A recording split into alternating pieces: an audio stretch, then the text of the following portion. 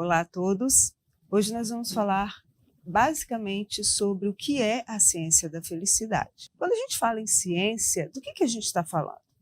Nós estamos falando de um método de investigação das experiências e dos comportamentos humanos. O que difere a ciência de outras áreas de conhecimento? Por exemplo, a religião, a filosofia, a arte, todas são formas de conhecimento. Conhecimento do quê? Da vida, das experiências humanas, dos comportamentos humanos. E a ciência se difere destas outras formas de conhecimento porque a ciência se baseia em um método que requer que nós possamos investigar o maior número de pessoas possíveis nas mais diversas condições para que nós possamos averiguar se um determinado fato que nós observamos, ele se repete de forma generalizada na população humana. Quanto mais esse fato se repete na população humana, mais seguros nós ficamos de que nós podemos afirmar que aquele fato e todas as circunstâncias envolvendo aquele fato são aplicáveis a todo e qualquer ser humano, ou pelo menos a maioria dos seres humanos. Então, quando nós falamos sobre ciência da felicidade, nós estamos falando de uma proposta de investigação da felicidade a partir desta perspectiva científica. Porque, veja bem, a felicidade não é um tema exclusivo da ciência, muito pelo contrário, a felicidade é um tema de interesse humano desde a mais remota antiguidade. Filósofos na antiguidade clássica, na antiga Grécia, na Ásia, já falavam, já se debruçavam sobre o tema da felicidade para tentar entender o que é a felicidade ou o que faz com que nós, seres humanos, possamos ser mais ou menos felizes. Além desses filósofos da antiguidade clássica, religiosos em todo o mundo, seja na cultura budista, hinduísta, católica, romana ou protestante no Ocidente, sempre tentaram responder a essa questão: o que faz o ser humano feliz? O que nos torna mais felizes? Muitas respostas possíveis foram dadas a essa questão. A ciência entra aí já no final da década de 90, mais ou menos, é que nós vamos ter, de fato, uma configuração de um corpo de estudos dentro da ciência, ou seja, na perspectiva científica, que tentarão responder à questão: o que nos torna mais felizes? Esse movimento foi iniciado pelo psicólogo norte-americano Martin Seligman, que na época, lá na década de 90, ele era presidente da Sociedade Norte-Americana de Psicologia, a APA, a Sociedade Americana de Psicologia. E como presidente dessa sociedade, ele estava muito interessado nos estudos de vários cientistas que estavam pesquisando aspectos positivos da existência humana. Não era muita gente, não, era pouca gente. Mas o Seligman, ele ficou interessado porque ele também estava pesquisando sobre isso. Ele vinha de uma tradição, de uma história de investigação da depressão, ele era um estudioso da depressão, e ele começou a perceber que haviam algumas pessoas que conseguiam superar os quadros depressivos, de dependência química, em várias condições adversas. Algumas pessoas conseguiam superar aquelas condições e viver uma vida mais feliz. Então, ele estava interessado nesse assunto. E ele começou, então, como presidente da Sociedade Americana de Psicologia, ele começou a perceber que outros estudiosos estavam interessados também em compreender, em descobrir os aspectos positivos do ser humano e da existência humana. O Seligman, então, ele reuniu esses pesquisadores e publicou um número especial da revista da Sociedade Americana de Psicologia dedicado a esses estudos. E essa revista se chamou, então, Psicologia Positiva. E a partir disso começou, então, todo esse movimento da psicologia positiva, ou seja, desse aspecto da psicologia focado na pesquisa e no entendimento de quais os fatores, o que faz a vida valer a pena, o que torna uma vida humana uma vida boa, uma vida satisfatória, uma vida que vale a pena ser vivida. E a partir de então esse movimento foi ganhando corpo e vários pesquisadores no mundo todo adotaram a psicologia positiva como direcionamento para os seus estudos. Bom, ok. Nós falamos então sobre o que é essa ciência da felicidade, né? Sobre esse interesse em estudar a felicidade a partir de uma perspectiva positiva. E por que isso é importante? Porque até então, a psicologia nos últimos 50 anos, o que eram os últimos 50 anos? Após o fim da Segunda Guerra Mundial, até a década de 90, a psicologia estava muito preocupada, a psicologia, a psiquiatria, em estudar o sofrimento humano. A depressão ao invés da felicidade, estudar a doença ao invés da saúde. E, com isso, a psicologia, a psiquiatria, as áreas de estudo do comportamento humano, da experiência humana, focavam demais naquilo que não funciona, naquilo que está errado ou não funcionando bem. E a psicologia positiva, então, vai trazer a perspectiva, não, vamos entender o que funciona bem, vamos entender os casamentos que dão certo, vamos entender como funcionam aqueles trabalhadores que se sentem realizados com suas carreiras, com seus trabalhos, com suas profissões. Vamos entender o que funciona bem na humanidade. E a partir disso eles começaram a investigar. Uma das coisas mais interessantes que a psicologia positiva ou a ciência da felicidade descobriu é que há em várias culturas diferentes e em várias épocas alguns elementos que são considerados fundamentais para uma vida mais feliz. Basicamente, esses elementos falam de características de personalidade e de comportamento. É o que nós chamamos de forças e virtudes. Mas não fomos nós, da ciência da felicidade, que batizamos essas características de forças e virtudes. Foi um filósofo lá da Grécia Antiga chamado Aristóteles. Aristóteles era um profundo interessado na felicidade. E ele, então, identificou algumas características humanas que seriam essenciais para uma vida mais feliz. Na visão de Aristóteles, essas características estavam muito associadas às virtudes que promoveriam uma vida ética, uma vida na qual nós vivemos para o bem comum, ou seja, não é possível a felicidade individual se o coletivo não está feliz. Aristóteles influenciou muito o pensamento atual, moderno, sobre felicidade, mas não só o moderno. Ele influenciou também o pensamento medieval sobre a felicidade. Aristóteles foi uma grande influência em filósofos, em teólogos católicos, como Santo Agostinho e São Tomás de Aquino.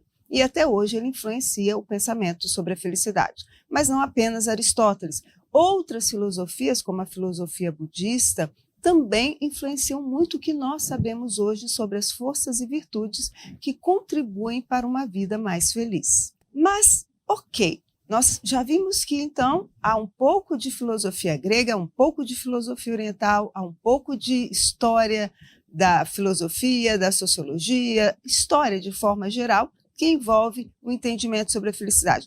Mas o que nós sabemos efetivamente? O que a ciência da felicidade sabe efetivamente sobre felicidade? É muita coisa que vocês vão ver durante todo o curso. Mas eu vou dar vou sinalizar alguns caminhos, algumas coisas que nós descobrimos e que hoje sabemos sobre a felicidade. A primeira delas é que a felicidade ela pode ser experienciada de 3 formas diferentes. Uma forma é o que nós chamamos de vida agradável ou vida prazerosa, que é a felicidade vivenciada por meio de emoções e sensações que geram prazer e satisfação imediata. Sabe quando você passa uma tarde divertida, fazendo coisas que você gosta, conversando com os amigos, num churrasco, tomando cerveja, vendo sua série predileta? Pois é, e isso gera para você emoções e sensações agradáveis?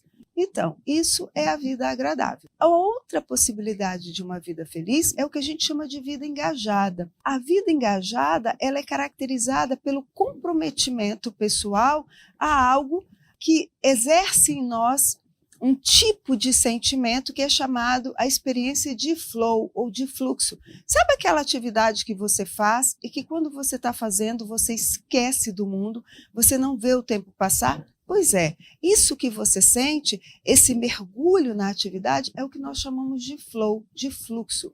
Essa experiência, quando você tem na sua vida algumas coisas, algumas atividades que geram esse engajamento, você então está vivendo a felicidade por meio da vida engajada. E, por último, a vida significativa. O que é a vida significativa? É quando nós, na nossa vida, temos um senso de propósito. Quando nós percebemos a nossa existência como parte de algo que é maior, que transcende a nossa individualidade e que gera um impacto positivo no mundo à nossa volta. Então, essas são as 3 formas de se viver a felicidade. Existe uma melhor do que a outra? Não, todas elas são necessárias. A diferença entre uma e outra é o nível, é a profundidade, ou seja, é a constância, é a duração, é a permanência da felicidade.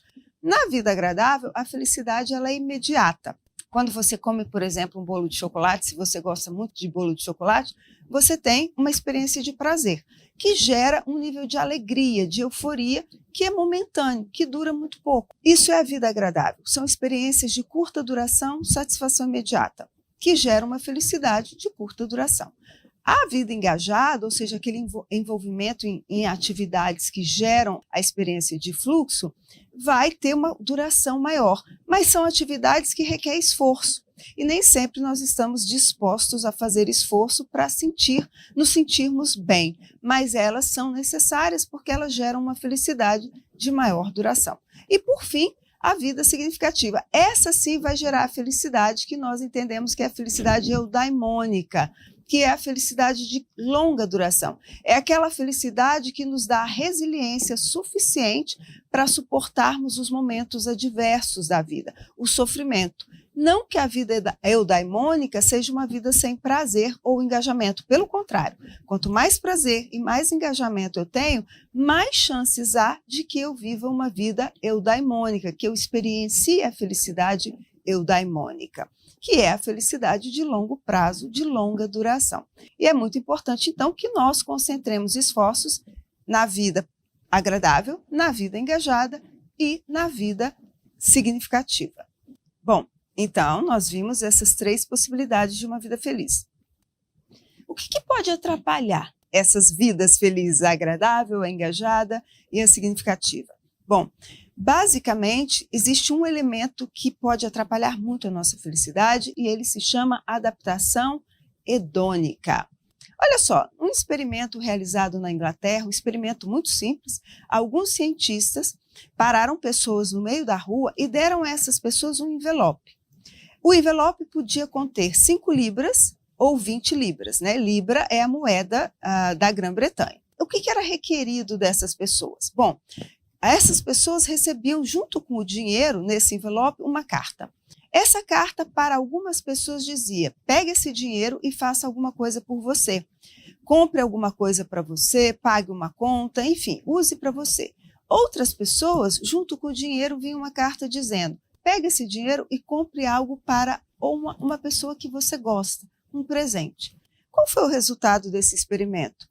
Bom, o experimento mostrou que as pessoas que gastaram dinheiro comprando um presente para alguém que elas amavam, que elas gostavam, se sentiram muito mais felizes com o uso do dinheiro do que as pessoas que usaram o dinheiro com elas mesmas para comprar algo para elas. O que isso mostra para a gente? Mostra várias coisas. Uma delas é que a aquisição de bens materiais não é garantia de felicidade. Esse experimento depois foi ampliado e se investigou o nível de felicidade gerado pelo uso do dinheiro. E o que nós descobrimos? Que quando as pessoas usam o dinheiro para comprar bens materiais para si, para elas mesmas, isso não gera felicidade no médio e longo prazo. Pode gerar uma satisfação, uma gratificação momentânea.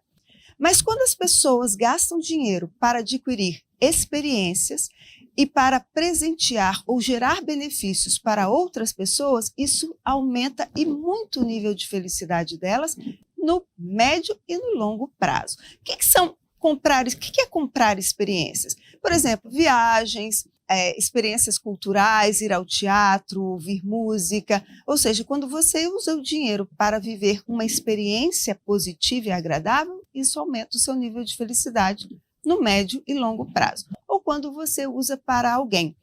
Tá, mas por que quando eu compro bens materiais para mim, isso não aumenta a minha felicidade?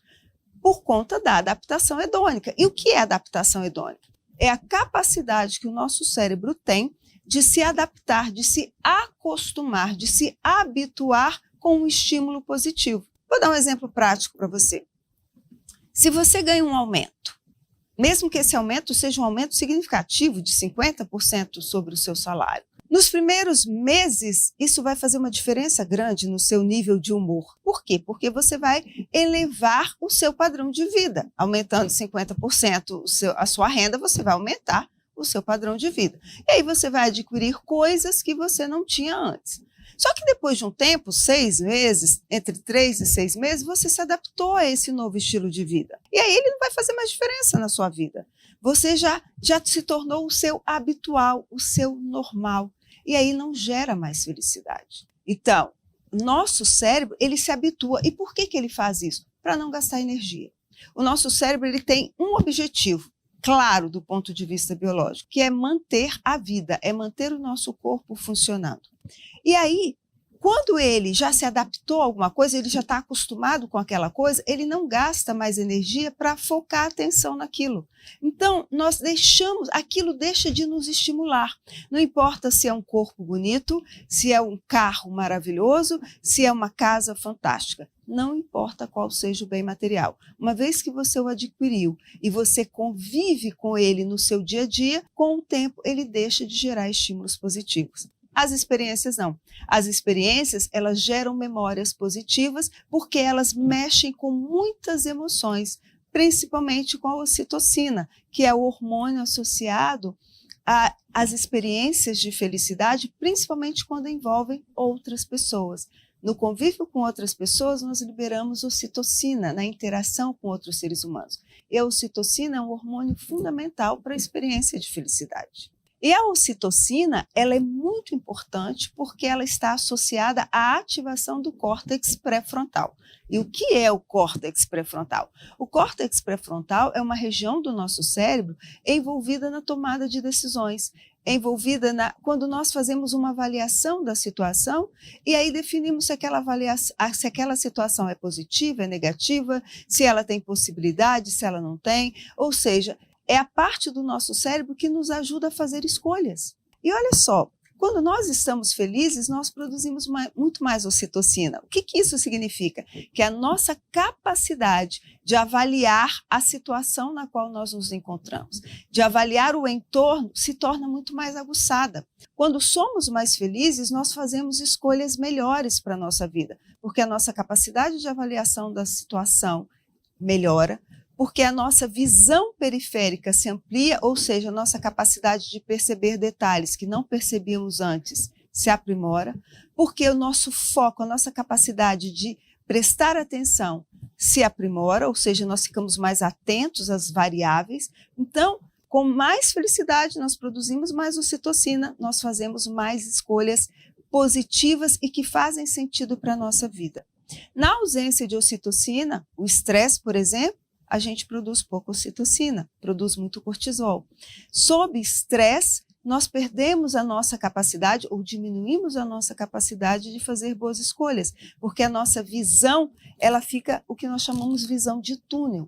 Sob estresse, nós focamos num ponto e só enxergamos aquilo. Então, quanto mais felicidade, mais nós ampliamos a nossa percepção de nós mesmos, da vida e das coisas à nossa volta. Então, quando nós geramos felicidade para a gente, como é que a gente gera felicidade? Vivendo experiências positivas, ou seja, buscando situações que gerem emoções e sensações prazerosas e positivas.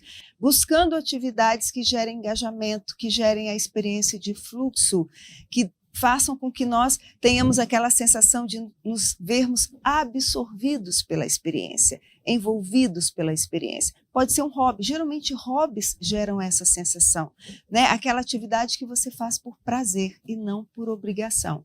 É ali que você encontra esse engajamento. E buscando significado na nossa vida. E esse significado pode vir de trabalho voluntário, de ações que visem o bem comum, de trabalhos que te levem a se engajar na vida comunitária, na vida nacional, na vida social. Pode ser uma causa ecológica, uma causa social, pode ser algo que realmente dê a você a sensação de que você contribui para o bem comum e que a sua vida vale a pena. Então, se você investe o seu tempo, sua energia em atividades prazerosas, em atividades engajadas e em atividades significativas, você aumenta o seu nível de felicidade. Aumentando o seu nível de felicidade, você gera mais ocitocina, você investe mais naquilo que realmente importa para a sua vida e você faz escolhas melhores. É isso que a ciência da felicidade nos ensina. No fim das contas, tudo diz respeito a escolhas. Nós escolhemos ser mais felizes ou não quando nós decidimos o que fazer com o nosso tempo. E é muito importante entender isso. Há elementos que são essenciais para a nossa felicidade. Há características na nossa personalidade que podem contribuir mais ou menos para a nossa felicidade. Há coisas que podemos fazer para ser mais ou menos felizes. E nesse curso, você vai aprender o que pode te ajudar a ser mais feliz. E aí a escolha é sua, colocar isso em prática ou não para viver uma vida mais feliz. Nós do Be Happy acreditamos que você pode ser mais feliz, colocando em prática tudo o que nós traremos para você durante esse curso, usando o nosso aplicativo que vai te ajudar a praticar a felicidade todos os dias da sua vida. É isso, a gente se encontra por aqui todas as semanas.